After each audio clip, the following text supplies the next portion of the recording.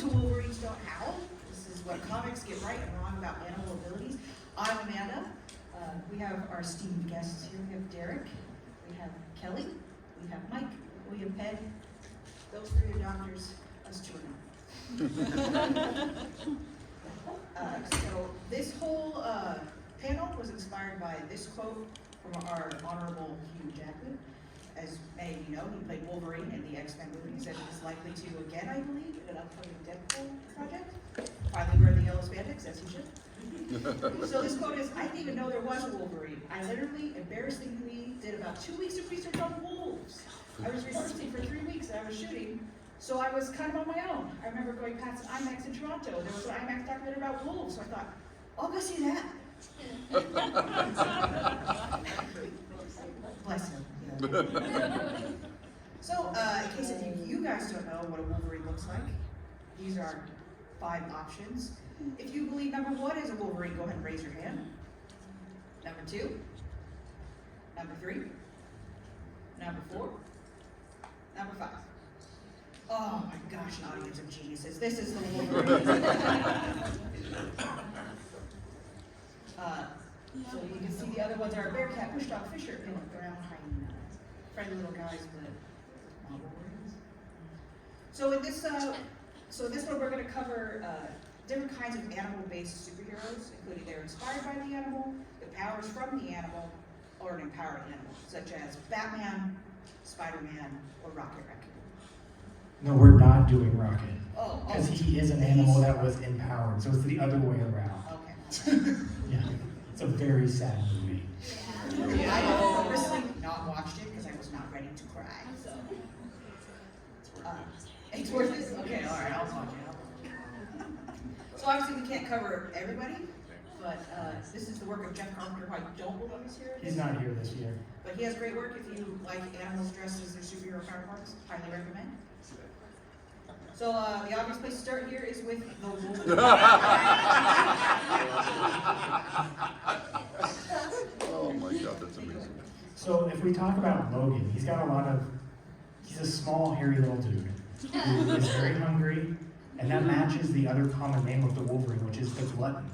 So here we have him just real going down on some foods. And but the real thing that makes Wolverine, or Logan, special is his claws. And originally in the comics, those were artificially given to him through the Weapon X program. So that's not something really that Wolverines have. They naturally have claws, it's not surprising. They use these to dig through the snowbanks where they have their babies.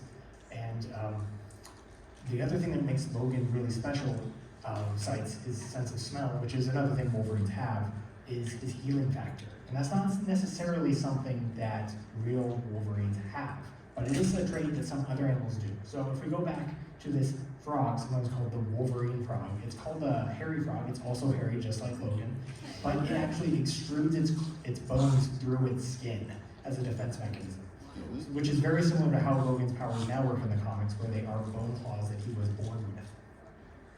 And of course, these frogs aren't necessarily as powerful as the comics version, but Wolverine and his progeny at this point, having displayed some similar powers as some other amphibians, where they have regrown entire limbs. And there's several species of herps that can do this, such as this axolotl.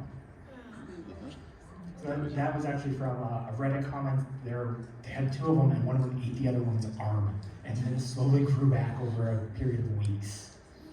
They can cut the axolotl's arms, and I don't recommend this at home, but a little cruel. They can cut the arm off over and over again, and it regenerates the same way each time.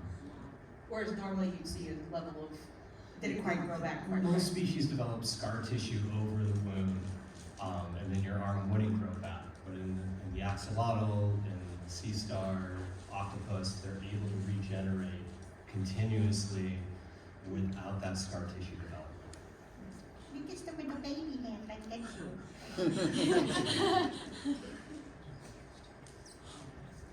So overall, we give a thumbs up to Wolverine. He got most of it right.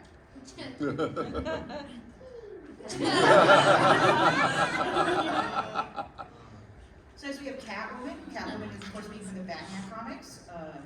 Her powers are not always empowered. She oftentimes is just a lady who's really flexible and cat-like.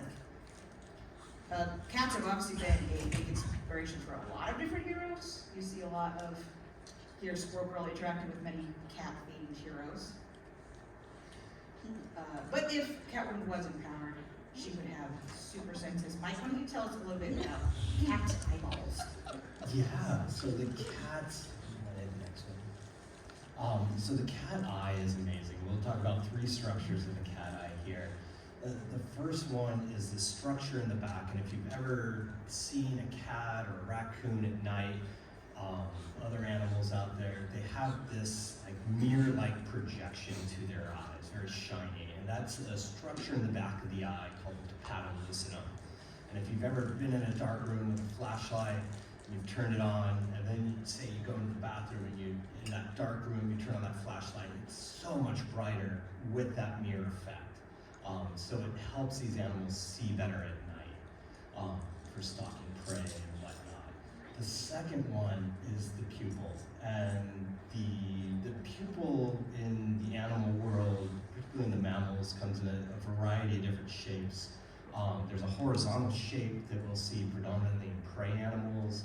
There's a round shape that we'll see in both prey and predator animals, including the large cats. And then the vertical shape. I do have to throw out the cuttlefish with their W-shaped pupil.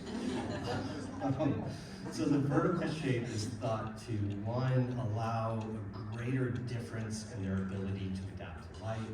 The second one is we'll see it more frequently in ambush predators like snakes and small cat species. And then the third thing is basically their ability to see at night is aided by the difference in structure in the back of the eye. So the back of the eye is a major structure called the retina that relays information, changes that light into an electric signal to relay to the brain. And basically, we're turning things off called rods and cones, turning them on and off with different colors and different light intensities. Rods predominantly see black and white, cones see color. Cats a lot more rods than cones, so they're able to see better at night than compared to humans. Interestingly, they both have green, red, and the blue spectrum. The current thought is that cats see less hues of pink and red compared to humans. Now we move on to the spine. And the spine compared to, predominantly we're comparing humans and cats here. The cat differs from the human in the sense that they don't have this clavicle bone that goes from kind of our neck area over to our shoulder. And that allows that shoulder bone or the scapula to be loose and able to maneuver better when they're in flight or in a fall type scenario. They also have more vertebrae along the backbone as well as some cushioning in between. The human has a greater number of ligaments across the back to help for that stability of bipedal or two-legged movement going on. So cat-themed heroes are the only ones who can do stuff like this.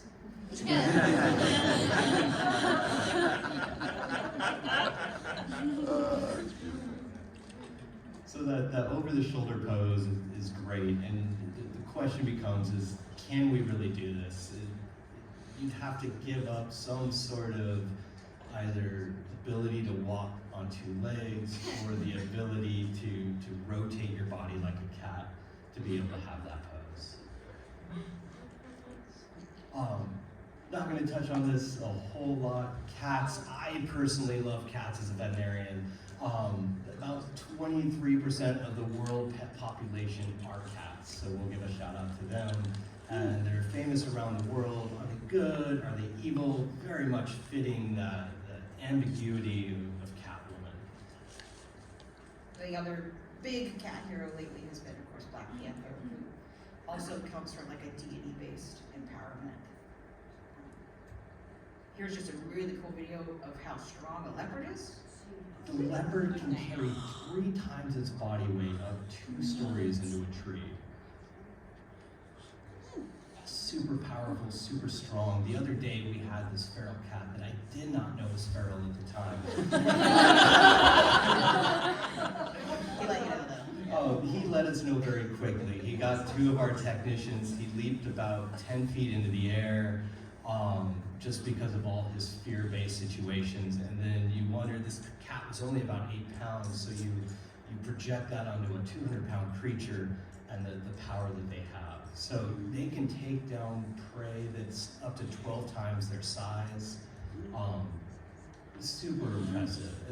As far as that Black Panther component of things, South American panthers have a dominant allele, so they're more frequently, or the South American jaguar, more frequently black compared to the African species that are predominantly more spotted, but because of a recessive allele, a recessive gene, though you will find some Black Panthers over in Africa as well.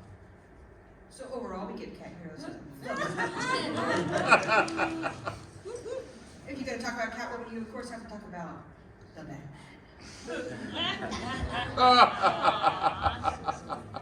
So let's start with the first bat superpower, which is flight. They're the only mammals that can do that. There's about 1,400 different species of them.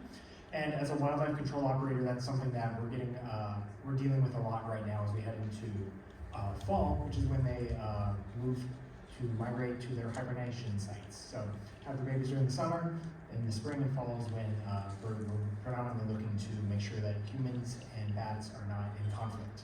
Of course, Batman gets around this by living in one of their caves and flying a big jet out of it. And one of the cool things about bats is their echolocation. So they actually are screaming all the time, everywhere they go.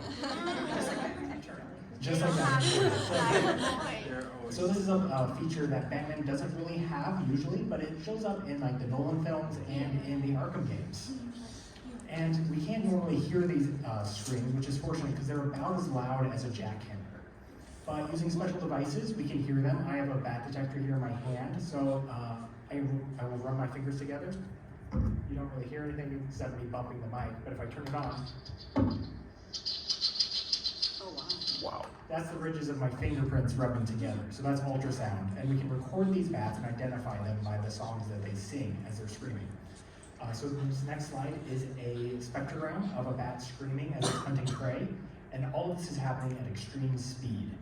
So we have the fastest muscles of any mammal. And that line is the upward limit of human hearing. So they're just above that. And all of those sounds are taking place within about 2 seconds. So it's a lot of screaming. But not all bats are screaming all the time. Some of them are actually stealthy, so they're listening for the prey movements. This is a bat we have in Eastern Oregon that hunts moths that have evolved countermeasures to bats. So they have ears now that they can hear the bats. If they hear a bat, they fall out of the sky. But other bats use stealth to just hide in plain sight. So if you can see the bat in this slide, do you see it? No. So there it is, circled right in the center. And several bats are listening for prey all the time, like we talked about. One of them actually hunts frogs based on the songs that they sing. So there isn't really a frog villain that Batman's beating up the way he is beating up Killer Moth. But these bats actually have a really strong intelligence and memory. So they actually train these bats to listen for different novel songs, like rock music, and you can play it out of a little speaker, and the bats will come to the music after they've learned that you get a treat when you come to the speaker. So you think about bats, you think, oh, what about Robin? Well, not so good on this side.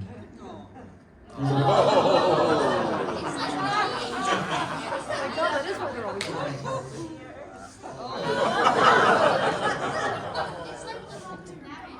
So you think, what would Batman's ideal partner be then? And it's actually poison ivy. There are over 500 different plant species which are pollinated or have their seeds spread by bats exclusively. So really they should be, different team up here. But overall, I think Derek, I've got to ask, does the bat swallow its prey whole? no, it chews it up. So if you're looking for bats, the 2 things you're really looking for are the guano, because they're eating almost their body mass in bugs every night. So it's a lot of food. They have a high volume, low processing strategy for meals, similar to like geese.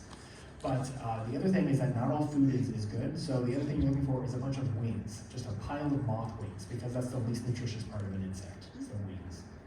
their poop also sparkles, which isn't really a superpower, but it's kind of neat because it's full of little bug shells. So speaking of poison ivy. Yeah, I had to invade. I'm a plant guy. Nothing's animal garbage, right? So Poison Ivy, she was actually introduced as a love interest, and in some stories, depending on what ones you've read, she was actually had a skin condition where she couldn't actually be in the sunlight in some versions, so it's kind of funky. But if you compare Poison Ivy, the character, to the actual plants, they're very, very different. This is Poison Ivy. It comes in a family with other things that you do have around here. Poison oak. It's also related to mangoes and pistachios, so if you're really allergic to one, you're really allergic to all of them, probably. So how do you recognize it? Leaves of 3, let it be, right? You've probably heard that. It's got different leaf forms and different appearances depending on the season. So you see in the spring it's red, in the summer it's green, and in the fall it's deciduous, so it loses its leaves. However, you can still pick up the toxin from bare branches and bare roots. Oh, so it can get you in all these forms. All forms.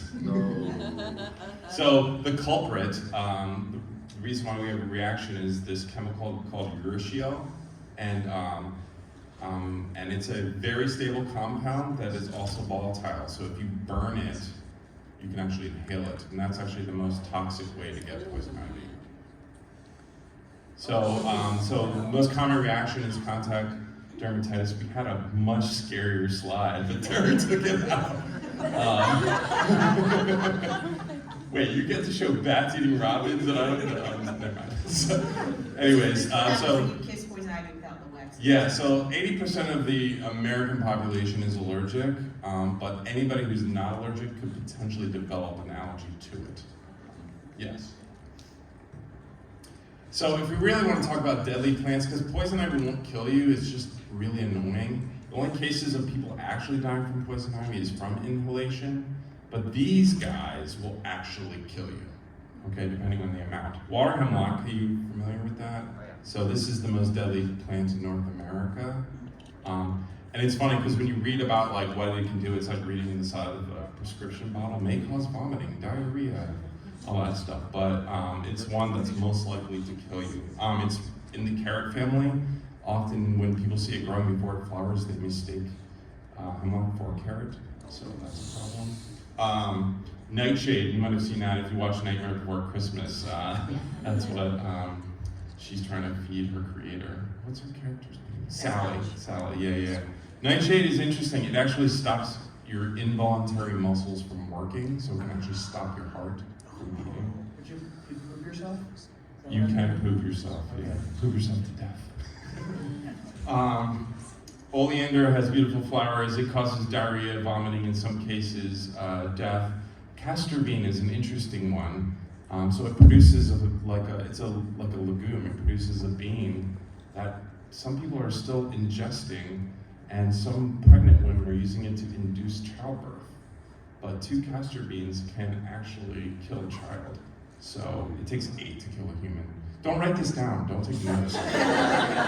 So the other thing about poison ivy is her seductive ability. So this is the more interesting slides that'll help your nightlife. So you got ginkgo. Ginkgo actually, there's evidence that it helps like vasodilation and blood flow. So particularly to certain areas that are important. Red ginseng is used to increase libido. So if your partner is like, honey, I'm not in the mood, just slide some of this into our tea, I suppose. Fenugreek actually increases estrogen and testosterone. And pistachio nuts will actually help with erectile dysfunction. So, however, in the case of any of these, if the sensation persists for more than 4 hours. Pistachios are another one of those bat spread seeds too. Nice. See, they're working together to make your love life better. So, anyways, overall, yeah, poison ivy is nothing like poison ivy, but she's a hell of a cool villain for sure. Okay, everyone can hear me all right? So Spider-Man is my favorite superhero. As an entomologist, yeah, we've got some favorites in the crowd. Can't get enough of them. Peter Parker's adorable. But what is Spider-Man without his buddies? There are many types of spiders, and spider people represent so many different species. I'm mostly covering Peter for this, but we'll talk, I think, about a couple of our buds. Spiders occasionally do have amazing spider bros and bullets. This is a colonial species of spider. They're found in South America. Generally, you don't put spiders together because they're cannibals and they'll eat each other. But with this group, they actually spread giant webbing throughout miles of trees and work together to catch insects, small lizards, sometimes tiny birds. It becomes, everyone needs a friend, I guess. So Peter's most interesting ability is probably the wall crawling. Wall crawling requires a lot of surface area on the hands. So this is Sam Raimi's Peter in the upper right-hand corner. All those little tiny spines are going to dig into the wall and help him walk. On the bottom, that is a jumping spider. Have you guys seen jumping spiders before? They're the cuties of the spider world. No, someone's shaking. How dare you?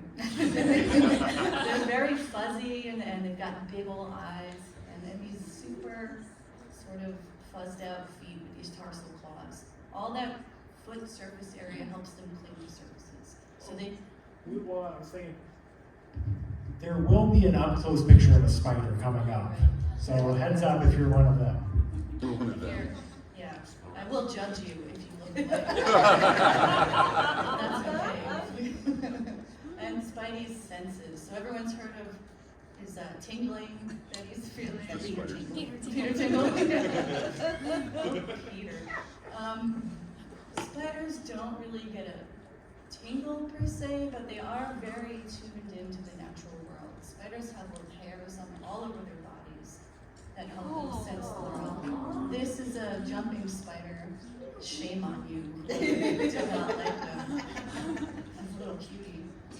All those hairs help them sense vibration. They pick up humidity, temperature. It helps them really understand the world. That is the true Spidey sense. Are spiders one of the ones that can sense wet that we can't? Yeah, so they're looking for humidity. Generally with arthropods, they require a moist environment to stay alive, or they'll desiccate, which just means dry out. So they are always, that's why you find them in your bathroom. Probably had cellar spiders in the bathroom before. Centipedes. They need to stay moist. So this is a pretty up-close drawing of a jumping spider foot. Again, you can see all these little sensillas, which is the hair, and these tiny little organs they're attached to, like the tarsal organ. That's what senses moisture, like what Amanda was asking before. They taste with their feet, so they're always moving around, picking up chemical cues that are left where other insects or insects in their arachnids while they're walking. They sense their mates that way. It's pretty incredible. If a human had all this sense going on at the same time, you'd probably have a panic attack. You're not built to constantly receive this many cues from our environment.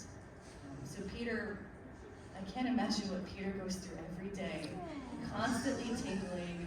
He must have a therapist and some good anti-anxiety drugs. It's the autism. Spider strength. Peter is I believe the third strongest superhero in Marvel, given about what he can pick up. And our friends, the spiders, are no different. This little tiny jumping spider has taken down a praying mantis. Ooh. You can see that praying mantis is probably 8 times the size of that spider. It's incredible. They'll pull it down, they'll inject venom, and even that big chunky boy of a praying mantis is not going to get away from that. So having the proportionate strength of a spider, Spider-Man is one of the most powerful superheroes. Only Thor, the Hulk, and the Thing have greater strength. So he's the 4th of the 3rd. Yeah. He's also canonically often younger, so there's potential for him to get stronger. Well, yeah, because he's a teenager generally, right? So once Peter hits like 25, 30, and then, you know, moves from It's all there. that from there. I don't start walking around in a pink panther. Yes. What helps the spider be so strong is they have a hydraulic pressure system in their bodies. So they don't have blood flow like we do. It's a lot of clenching and pulsing, and it helps them do those really quick movements. Have you ever seen a spider like burst across the room? It's that really hydraulic, dense pressure system. Flicks the legs out, and that would also help with strength. And that's why they curl up in there. Yeah, when they die, and they no longer have that body pressure keeping the legs out. The fastest spider in the world lives here in Portland. It's the giant house spider. The huge ones you're gonna see in a few weeks as they're looking for love. No. Yeah, so they can go about 3 meters per second. So they could be in front of you and then at the top of your head before you'd even know it. But they won't. They won't, they won't. Sleep well, friends. Don't at me later. So next is spider silk. Peter uses a variety of different types of silk and webbing from the comics and movies.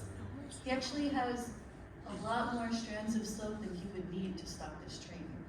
Would he be producing the same type of webbing as a spider, his size?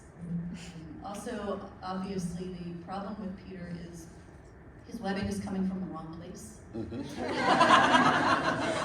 Peter were anatomically accurate, he's swinging from his butt. I think that would be disorienting. Upside down the whole time. Yeah. It's okay, thanks for that image. You're welcome, friends. So Peter, he creates all kinds of amazing things from the silk that he produces. A raft, a club. Wow, club is real 60s. That's something else. I like the skis. I like the skis, yeah. Spiders do not create skis. But they can do some pretty incredible things. So one is ballooning. This is a baby wolf spider. These are my favorite spiders, other than the jumpers. And the mother will carry around their offspring for about 2 weeks. There can be anywhere between 150 to 300 spiderlings on a mother's back. And she takes care of them for a couple weeks.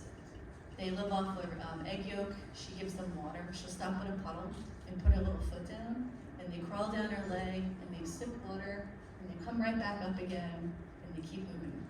It's adorable. But when that spiderling is ready to go, they create a silk strand, which we call a balloon, and they balloon off. Next we have this Oh, little. hold on, I want to photo credit this one across to Kevin Wiener. Oh yeah, Kevin Wiener on Facebook. All bugs go to Kevin. Fantastic bug imagery if you're into it, like I am.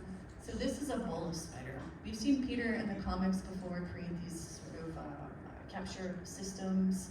The bolus spider does this for moths. So it creates a sticky little glob, like a lasso, throws it out and grabs a moth. What's also neat is the bolus spider is producing female moth hormones. Oh. And it's summoning males. So a male comes in, thinks he's getting a hot date, and he's dinner. It's pretty, and each bolus spider imitates 1 to 2 specific species of moth, depending on location. So they're pretty incredible. Peter, as far as I know, does not produce. But Spider Woman does, yeah. Yeah, so pheromones are interesting. Spider communication. If you remember Raimi's third iteration of dancing goth Spider-Man. These are peacock spiders, and these are males in the full mate mode. Look at me, look at how bright I am, look at these dance moves. Oh my god. Just incredible. They're looking for the ladies, and then the ladies will come and either decide good dancer or bad dancer, and she might eat him before she leaves. Hard. But yeah, like I mentioned before, so Spider Woman does produce these pheromones, and I don't think I want Hulk to make me a sandwich. It's a little sloppy, but she can do it. And this is how female spiders get males to come to them. They emit pheromones. They also come from long distances just to mate, depending on the species. And he will be the sandwich, though. He will I were Peter, I would be careful with my girlfriends, because it never turns out good for the males. To be fair, it doesn't turn out well for Peter. Write their comments. Venom. So we have the Venom, the weird Venom sap from Spider-Woman. What year is this comic? This is like the 70s? Yeah. 70s, yeah. We don't have electrical zapping. Spiders can electrically zap you, but we do have Venom. Some Venom is worse than others. And then, Black Widow. It's the male Black The Widow. male, yeah. So that we often see the female Black Widow, but this is a male on the slide, and it actually matches Florence Pugh's Black Widow costume from the movie. So it kind of works. Which works with Florence Pugh because she's pretty gender fluid. So I think this costume is fantastic for her. And of course we have Venom, the symbiote. Spiders don't need a symbiote to produce venom. They have venom glands. All true spiders produce venom, which is pretty fantastic. What's non-true spider? They're Sorry. so like they're like super spiders and things. They're not actual spiders. They're arachnids. But they're not arachnidae. And some spiders too, but they're not real spiders. This Spider-Man ever had a sidekick, it would be Frogman. This is a tarantula, and I love these two. And I want to make a comic book out of them because they're the sweetest. This species of tarantula and this tiny frog are best friends. They live together in a burrow. The spider will lay eggs, and the frog will protect the spider's eggs from ants. Ants love spider eggs, and they will come in, and the spider's too large to really defend itself against ants. The frog, however, will eat them. And the tarantula protects the frog from predators, because nothing's going to enter that scary home with this big old tarantula hanging out there. I think Spider-Man really needs a little team, a little frog. He needs a man, it's a frog. No, it's a frog. The spiders eat a lot. They consume several times their own weight in food, depending on prey size. You can see this Black Widow has taken a small lizard. We always see Peter eating, I feel like, in films and comics. When you can afford it. When you can afford it. Yeah, Peter is a poor grad student sometimes, or poor high school student otherwise. I've been there. And intelligence. Peter is super duper smart. As a scientist, Peter is way smarter than I am. I'm a little jealous of those smarts. But we do have really intelligent spider species. So this is the genus Portia. This is a species of jumping spider.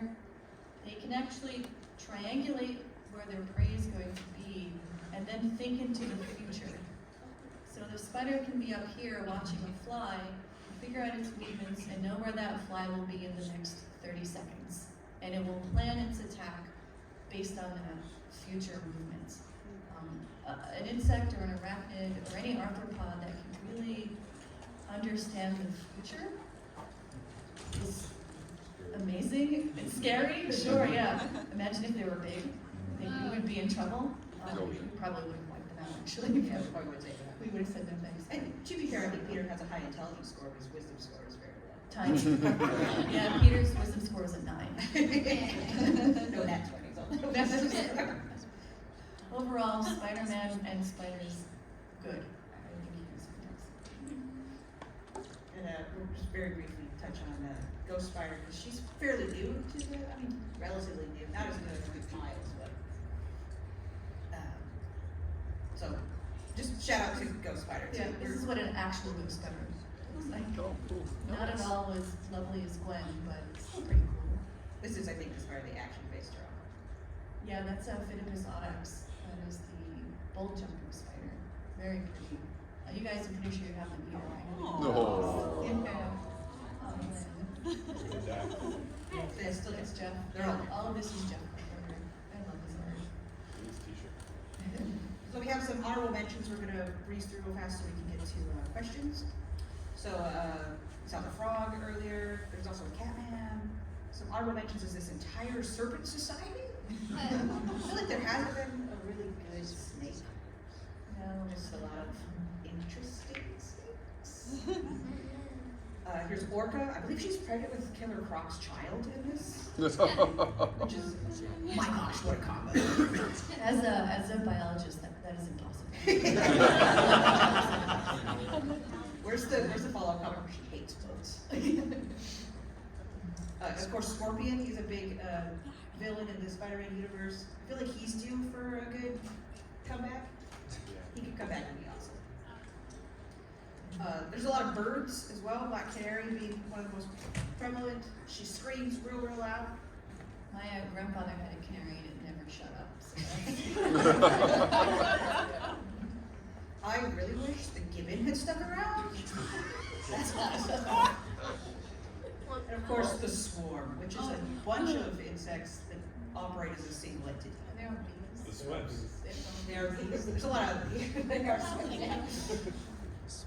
And there's, like I said, there's a lot of cats. There's Hellcat. And that's the owl. You're right, that is owl. There's a couple of Court of Owls, I think, big in Batman the last probably decade. We're gonna open up to questions at this point. If there's any like burning questions, other than that, we can go through a couple more animals. Vote, which do you want, more animals?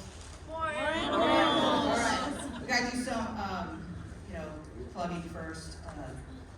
Kelly and I are on a podcast with producer Derek, and you can also find Kelly and Ted on Nerdy Naturalists. YouTube. Yes? He had a question. Oh, did you have a question? There's a microphone in the center of the room. Microphone in the center? Oh. I think you can be louder. I feel like we can hear you. I don't know. Go Oh, ahead.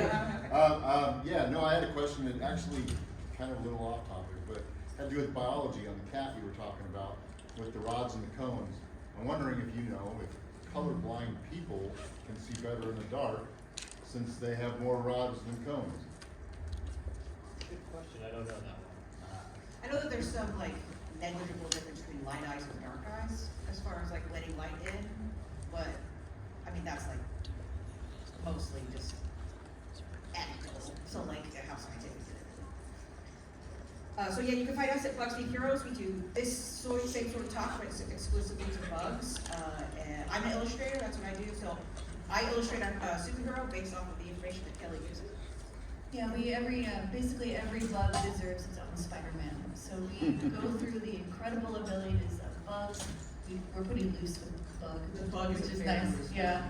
And Crunchy on the outside. yeah, we kind of talk like this, and at the end of the podcast, Amanda creates a superhero based on all the bug abilities I've been yapping at her for an hour.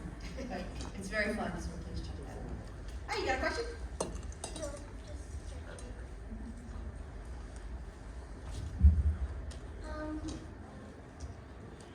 Why do spiders have so many eyes?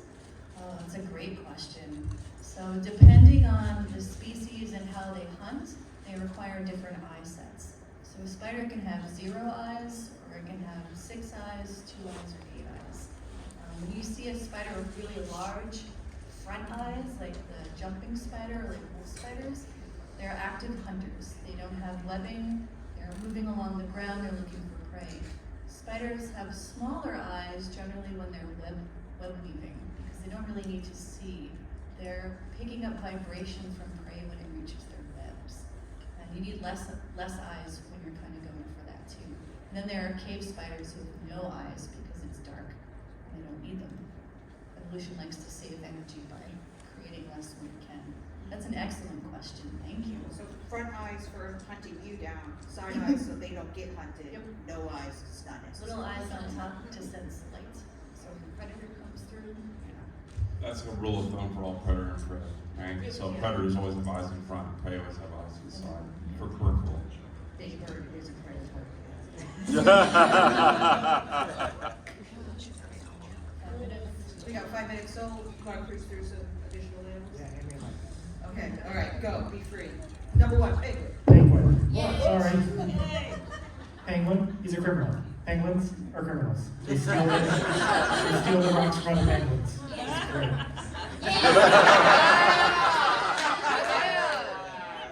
So let's talk about Ant-Man. It's a fundamental misunderstanding of the square cube rule. But they kind of hand wave this in the comics. And Basically, it's magic. But the stuff about talking to ants is very real. Ants communicate to each other with pheromones just like spiders do. And there's a native ant species called the odorous house ant. You probably have met it. And it tastes just like blue cheese. Don't eat it. It's gross. This is a Golden Age hero called the Red Bee. He had a pet bee that was red and named Michael, and it stung people. I don't like that bee. But some of the things we saw in the Ant-Man movie are very much based on real ants, and there's actually a paper that was analyzing this and concluded that it was a pretty good outreach tool, although the ants are not native to San Francisco where the movie's set. So there are ants that can spray acid, there are ants that explode their heads to capture predators, there are ants that poop honey. So, and apparently they taste pretty good. And there's ants that have little shiny suits so that they don't burn to death in the Sahara. So these are all powers that Ant-Man should have, but doesn't have, but he talks to ants, and that's really the big thing that ants do. So overall, we got just a little bit of time. Do you guys want to hear about the wasp or squirrel girl? Squirrel Oh, we have the tick too. Oh yeah, squirrel girl. Squirrels are crazy.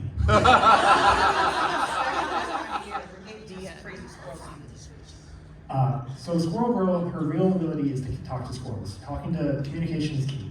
And squirrels actually will talk to each other. You probably heard them screaming at each other all the time and didn't realize. You thought it was just a sick bird. But they are constantly making sounds, telling each other things. And scientists have found that ground squirrels actually will describe you like your physical appearance. They will say what color shirt you're wearing, whether you're tall, whether you're short, whether you're thin, or whether you're fat. They're judgy little monsters. But since this is something that Squirrel Girl does regularly, she does get a thumbs up for this one. She is unbeatable because she has all the powers as a girl. I like girl power, yeah. First, we talked a little bit about birds. There's a lot of them. They fly around. They do stuff. I want to get to the coolest gift of all time, which is this falcon, peregrine falcon, diving at 300 miles per hour. Will take the head off a duck. Oh! Didn't even realize. Falcon punch. Sucker. So, how you can see, awesome. They don't usually have little robots that follow them around, but that's okay. In the comics, he can talk to birds, and they took this out of the show that made him worse. But we like him, so. Actually, real briefly, in the back of their eye, in the back of the human eye, we have one phobia to help focus and fine-tune vision. In the back of some of these predator birds, they actually have two phobia to help with binocular vision and really be able to focus in on prey from long distances. Yes. If Dr. Octopus was real, he would take over the planet. That's octopi are way smarter than you or I, considering how big they are. They will hide in shells. They've been caught walking around bipedally on the floor of the ocean with a coconut on their head. It's hilarious. It's awesome. They carry their homes around for protection. It's pretty awesome. They kind of like made themselves snails. Just like, they're like, that's a great strategy. I'm doing it. Have a shell, sword on the spine. They'll use a cup. They don't really care. The current scientific thought, though, is that each arm is like its own brain. Oh, that's Independently controlling their system. Yeah, it's pretty amazing. So they can camouflage really well, by expanding and subtracting these chromatophores. Yes. Which makes his whole stint as Peter Parker a little bit more interesting, because maybe he's just pretending to be Peter Parker. So we're gonna wrap up the camouflage. Yeah. Do that one last time. Oh, This is a good one to end on. okay, well, right here. Where is he? There he is. They turn white when they're trying to scare you away. And then he inks you. Alright, that was most of. Thank you. I almost said Bunch of Heroes. That was most of Wolverine.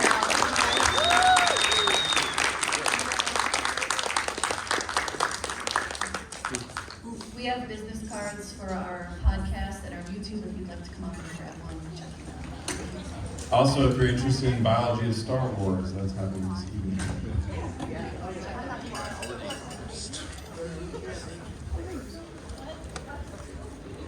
Business card. Oh, just the light.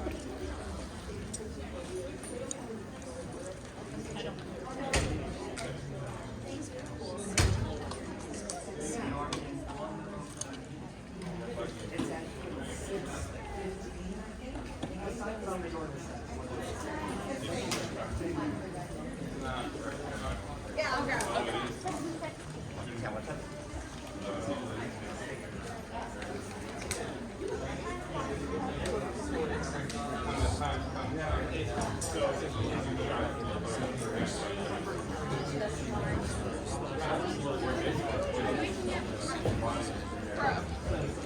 yes. Oh yeah.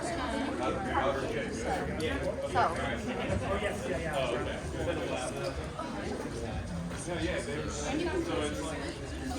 I'm sure it's just gonna sit. They go here.